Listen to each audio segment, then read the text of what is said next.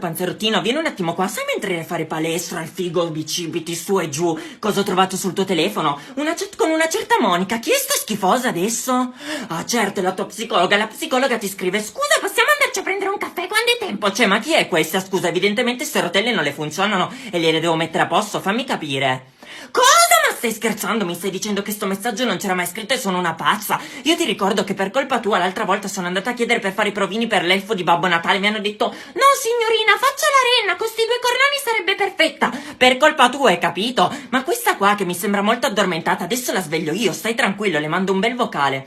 Ascolta tesoro, visto che ti vedo molto addormentata, volevo solo dirti che chi dorme non piglia i pescioni, quindi visto che ti piacciono è ora che ti svegli. E poi volevo anche chiederti, no? Sai quando vuoi fare meno schifo, ma tu ingaggi la fata madrina, cioè com'è la sua formula per te? Bidi di bodi di bu, dammi 800 uccelli che il morale mi si tira su e meno schifo faccio, cioè fammi capire.